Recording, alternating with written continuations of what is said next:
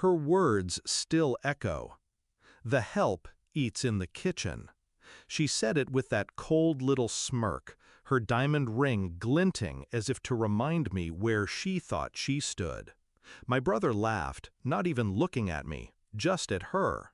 That was the moment I smiled, pulled out my phone, and dialed one number. "Cancel the contract," I said.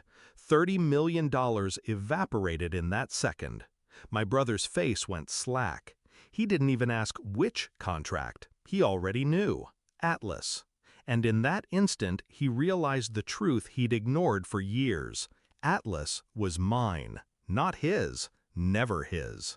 Funny thing is, I liked her when they first met. She had that polished charm, the kind that makes men feel taller when they stand next to her.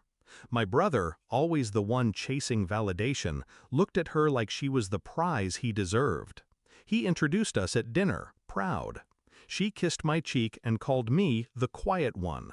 I smiled and poured her wine. What she didn't know was that every deal, every dollar, every brick that built Atlas had run through my hands. My brother had the name, I had the power. That was our arrangement. He got to shine in public. I pulled the strings in silence. And she? She thought she was marrying the king. It started small, missed calls, whispers ending when I walked into the room. A perfume scent on his suit that didn't match hers. I didn't want to believe it until the night I came back late to the office. I found her there, not alone. She was draped across his desk, laughing at something my brother whispered into her ear. Not my brother, his partner, the man I trusted enough to give a seat at the table. I froze in the doorway. They didn't see me. Her laugh was sharp, cutting, victorious. That was the moment the sting of betrayal turned cold in my veins. I didn't rage, didn't storm in. I simply closed the door quietly. And I started planning. Revenge is wasted on impulse. People scream, break things, beg for explanations. That only gives the betrayer power. I gave them silence. For weeks I played the role they expected, the quiet brother, the overlooked partner, the loyal fool. I let them believe I was blind.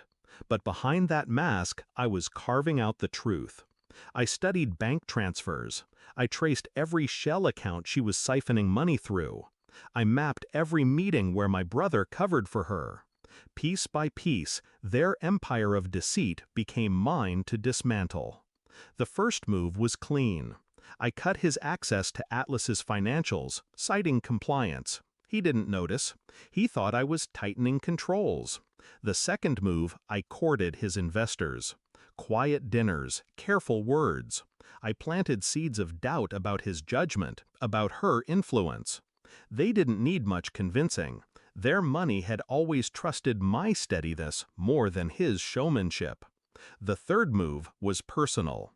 I invited her to lunch, just her and me. She arrived in silk, smug, dripping with confidence. She thought I was going to beg her not to ruin my brother. She ordered champagne before I sat down. And when the waiter poured, I leaned in and said, "I know." Just 2 words. Her hand trembled against the glass. I let the silence choke her. Then I smiled, paid the bill, and left. That was all it took. She started unraveling. Which brings us back to that night. Dinner at my brother's house. He raised a toast, bragging about Atlas landing a $30 million contract. She looked at me across the table. Her smirk sharpened into something cruel. "The help eats in the kitchen," she said.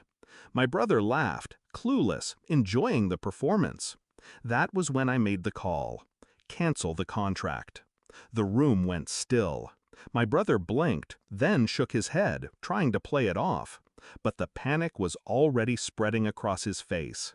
"You can't," he whispered. I met his eyes. I already did. It was like watching a man drown in real time.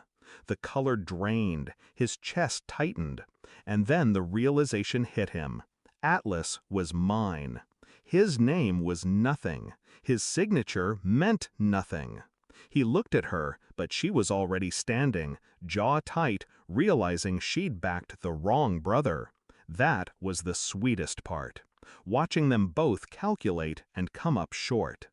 I didn't shout, didn't gloat. I simply excused myself, left them sitting in their palace of glass, both finally seeing the cracks. By morning, the investors were gone. The partner was out. The accounts were locked. My brother called 12 times. I never answered. Her words replay in my head sometimes, but they don't sting anymore. They amuse me. The help eats in the kitchen. Maybe she was right. Maybe I was the help. The one who helped my brother pretend to be a king. The one who helped her believe she was untouchable. But kings fall. Queens rot. And the help? The help learns how to own the castle.